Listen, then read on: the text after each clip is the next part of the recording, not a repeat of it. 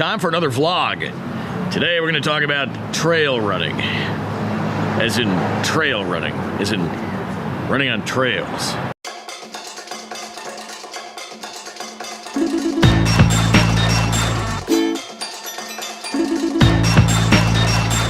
Today we're going to talk about trail running. I love trail running. Trail running is a great opportunity to get out and do fitness in places that are not your standard places, right? And also work your brain a little bit. You know what? I'm not feeling it here. Let's go somewhere else. The band fell asleep in the van after the show, but I was feeling restless, so I wandered the streets alone. See the stars beyond the street light, but over the sky an old friend alive. Dust fell on the dawn of time. Mankind was realized. Did we look at the sky and call at the moon? All right, like I was saying, I wanted to talk about trail running a little bit today because trail running, unlike normal fitness and running stuff that you do, gets you out. And first of all, I want to apologize for how windy it is. If you're keeping track, we're at Parish Park in Titusville. It's on the causeway here that goes across from the mainland in Titusville over towards Cape Canaveral, Playland Beach in that area. Real windy, but I've got a windscreen on the microphone, so hopefully it's not so bad. A little bit chilly today too, but anyway, like I was saying, trail running. Normal running, kind of boring. You go out on the road and you kind of drudge down the road and you get your thing done and you get your miles in. But trail running is much different in a couple of different ways. First of all, the obvious, you're on a trail. The footing is going to be a little bit off. You have to actually pay a lot of attention to your footing.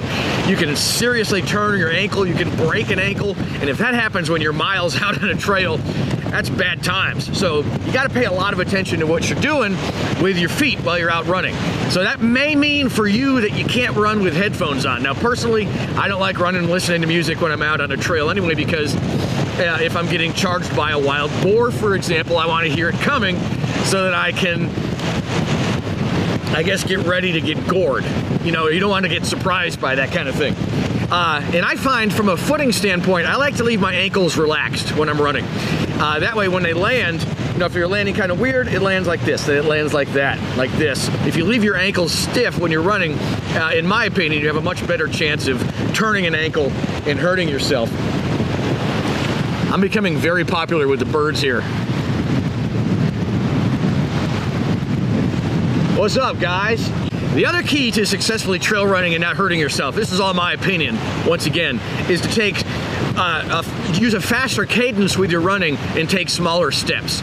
If you go and take big, giant, long strides like you can do on a flat road, you're going to run a much bigger risk of tripping over something or turning an ankle. And in either case, again, if you're miles out on a trail, these birds are awesome. What's up, bird? So anyway, we're real fortunate where our gym is, where the MOEfit gym is located. It literally took me 10 minutes to get here. And then 10 minutes in the other direction is the Enchanted Forest Sanctuary. It's a hammock sanctuary. There's a whole network of them here in Brevard County.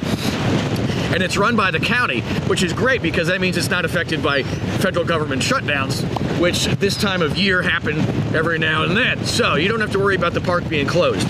And it's also staffed and run by great volunteers. It has a great visitor center, and it has several miles of trails. But the best part about the Enchanted Forest Park and Sanctuary here in Titusville is that it actually has a 5K loop marked out for you on the trails. So you can just, no brain, park your car, make sure your laces are nice and tight, and head out and just enjoy nature. Go out and enjoy the run and enjoy the terrain that you're running on. And there's several different distinct types of terrain too at the Enchanted Forest Sanctuary. The two most prominent ones are the scrub area, which is kind of a higher ridge line that's mostly sand, and then there's the hammock area. Think jungle. That's basically hammock. That's what it's, a jungle essentially. That's where you're running a good chance of getting attacked by a family of wild boar.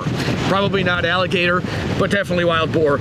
I've on more than one occasion surprised a whole family of them, and they take off squealing and running. But if you surprise mama, from what I understand, once again, bad things can happen. All right, so we actually shot all this footage last week on Saturday after our boot camp at MOEfit on Saturday morning. we headed out to the Enchanted Forest to do a run. So that's where we're gonna pick this up right now. Every second, someone's spitting in their grave. Maybe every minute, a train is running late. Always on the hour, the channel's gonna change. Daily on the double, but what you done today?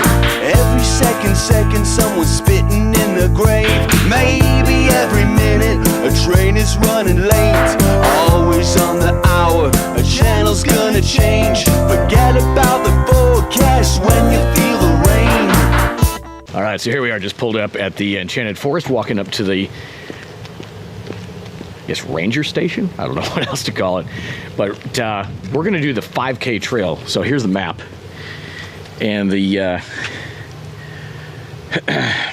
let's see, we're starting right here at the ranger station. And there's actually a 5K trail that is marked out here. Always gotta make sure you sign in. This is how they keep track of traffic on the trail and so on.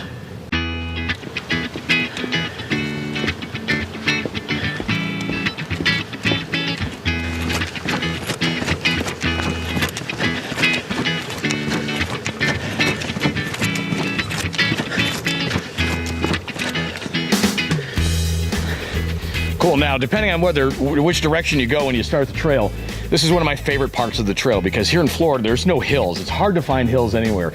Not only is this a hill, but it's sugar sand. It's hard to run in. So from the standpoint of getting a workout, doesn't get any better than this in Florida.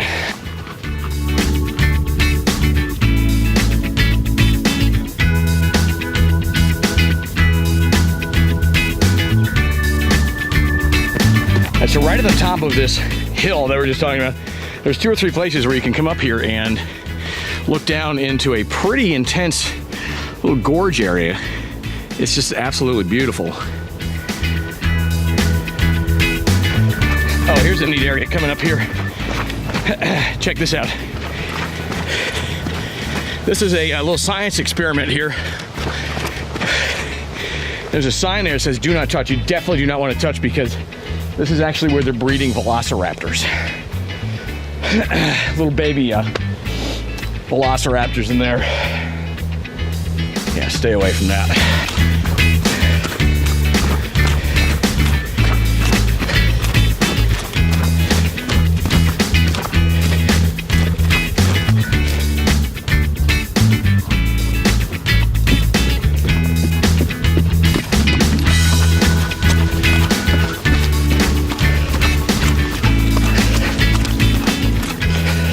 All right, cool. So we just went through that little dip through the canyon. And as you can see, the 5K loop very well marked out. So we're gonna take over right here on the Messick Trail. And pretty soon we're gonna come up to the first of the boardwalk areas through the hammock terrain. Absolutely beautiful. Couldn't ask for a better day. Let's go.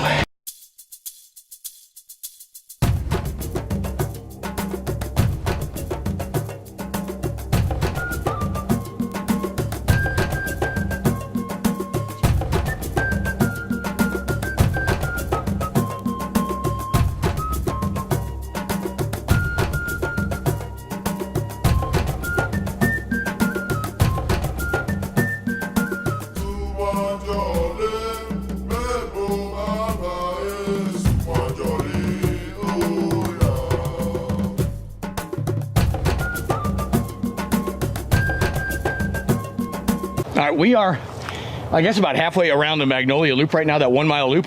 And this is one of the coolest features of this loop. Look at the enormity of this tree. This thing is, I don't know how old, but let's walk around it here. This is one giant tree. Look at that.